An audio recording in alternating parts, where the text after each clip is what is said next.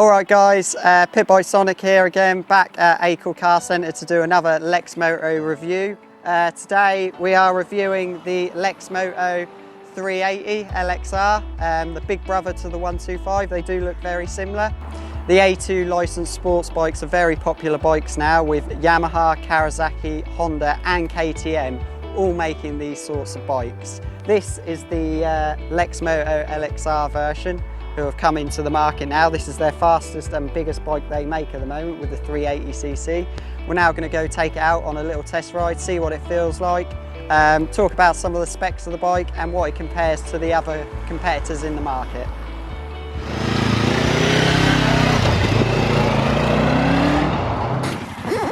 Right guys, so here we go, the Lexmoto 380 LXR.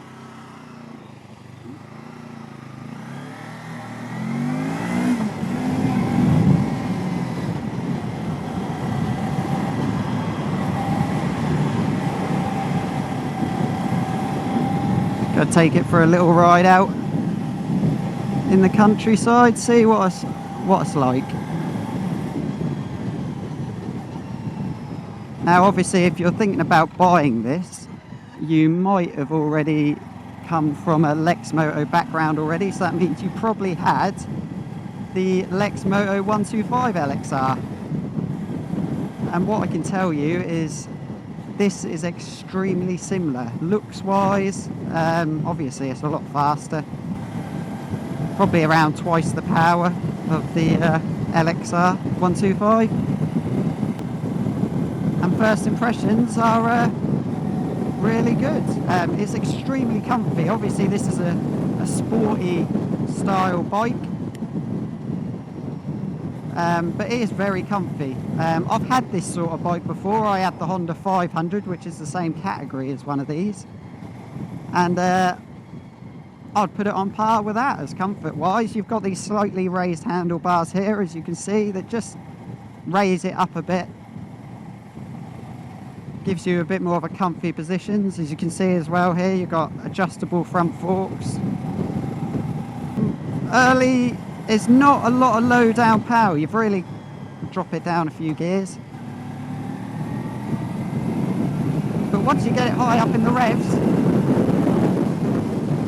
it does go quite well. Obviously it's no 600 or 1000, but gotta remember you're buying this bike because you're on your A2 license. So it's no super bike, but the power's there when you need it.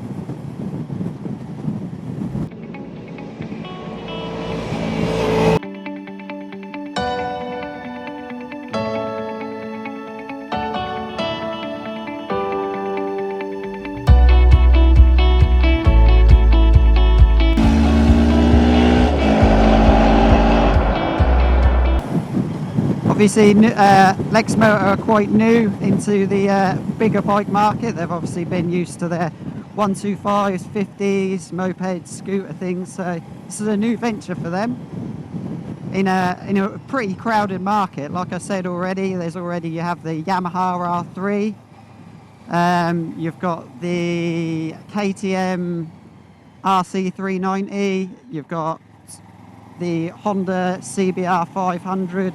And the Kawasaki Ninja 400, so it's entering into a crowded market. But we'll talk about prices later. But this is thousands of pounds cheaper than all of them. So, in my eyes, if you're thinking about getting this sort of bike, obviously in a couple of years' time, you're going to want to get yourself either a 600, 1000, 750, something like that. So, why waste your money on spending loads of money on your little 300cc, 500cc bike, when you could save yourself some money, get yourself one of these, and then when it gets to the time for you to get your 600 or 1000, you can go out and buy that dream bike you wanted with the money you saved. So you've got to look at it that way.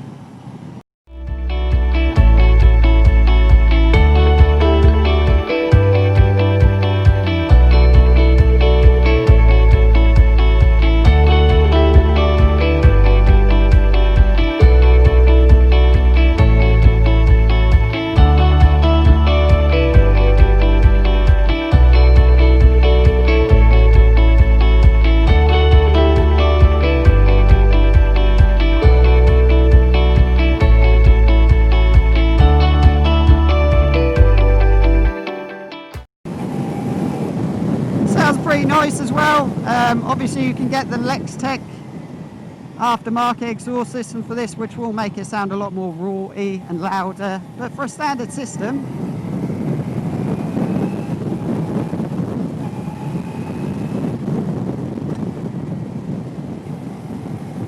it's not too bad. Yeah, it's not overpoweringly loud, but give it a bit of revs, it's quite a nice bike. Sounds good. Through these nice twisty fast country lanes, handles really well. Seats position is gorgeous. Tank, legs around the tank, really good. So yeah, I'm really enjoying it. Nice bike.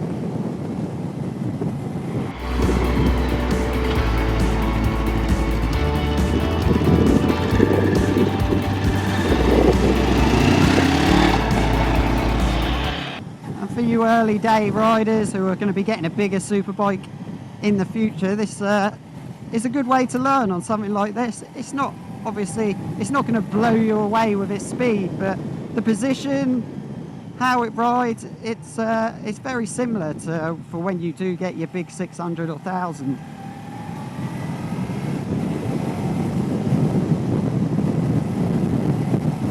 And you could quite happily do long journeys on this. I mean, I've only been on it about 5 minutes now, but no early back aches or leg aches for this sort of bike. It really is good. Right, so we're just going to go through a few specs of the bike. We have got a 13.5 litre fuel tank with a miles to the gallon of about 80 miles, with a top speed of around 145 kilometers an hour, a brake horsepower of about 40. Has a 6-speed gearbox. Also, a lot of people in my last video asked about the height of the bike, so I am 5'7", so I'm going to sit on it now and just give you you guys an idea on how tall it is. So yeah, you go. I'm comfortable with both feet on the floor at 5'7", so could go a little taller, and also the smaller people will easily be able to get their feet on the floor. Looks wise, I think it is really good looking bike.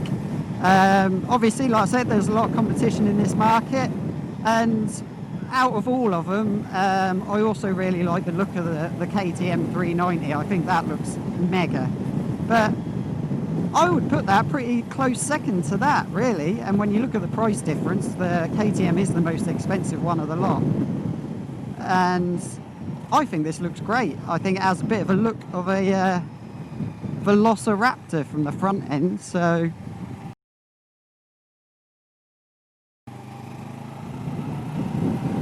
yeah, I think it's a good looking bike.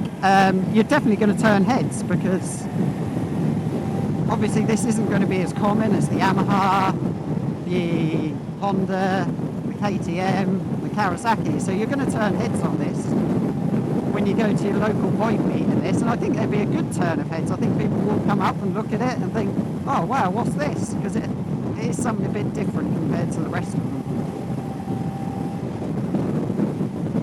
Obviously with this bike you get Lexmoto's 2 years parts and warranty labour, so obviously you might only be having this bike for a short period because you're going to lose your A2 licence and want to get something a lot bigger. So your warranty might last you out, so that's another reason to get it, because you're only going to have it for a little while before you can get your big bike.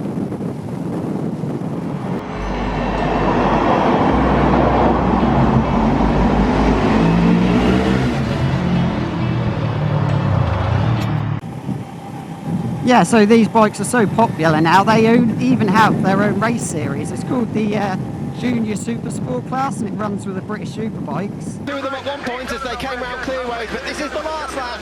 Pinson almost running into Cade Vervey, was almost hit himself by Matt Bauer. Vervey makes it a brand hatch double, but Elliot Pinson, the 16-year-old from Swindon, is the 2019 Dickies British Junior Super Sport champion. And obviously Lexmoto haven't got a team out there yet, but they could quite easily use this bike in the series against the Yamaha R3s, KTMs, Honda and Kawasaki's. but they haven't got a team yet. They could quite easily have one. I think they could compete quite well with it. Yeah, so like I said, the power is good, but you've really got to work the power. All the revs are very high up.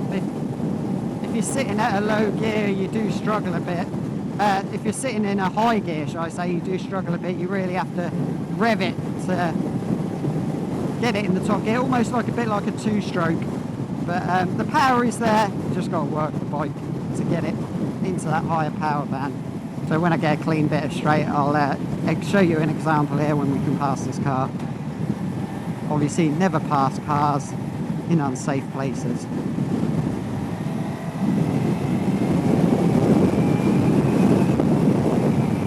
So there you go.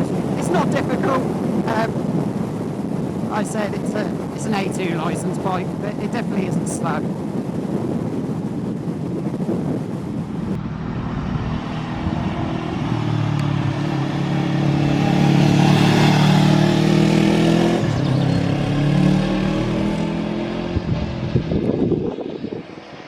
If I was to upgrade one thing on this bike, and it's not personally the bike's fault, it's the way Lexmoto save that money that I was talking about, would be the tyres.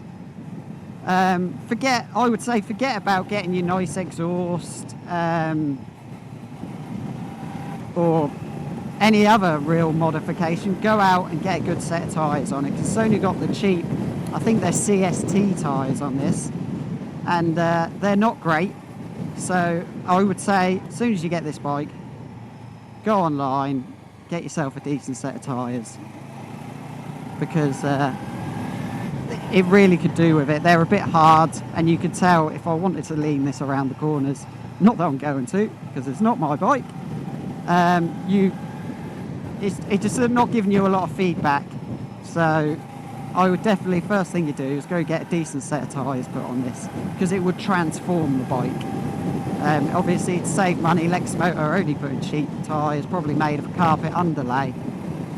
So I would really advise, go out, get some decent tyres stuck on it, because it would transform the bike. Also, another thing I'm not really a fan of, this black screen. If Lexmoto do a clear screen, it would be nice if they put it on. I'm not really a fan of this black screen. I'd much prefer a clear one. Maybe a little double bubble as well would be nice.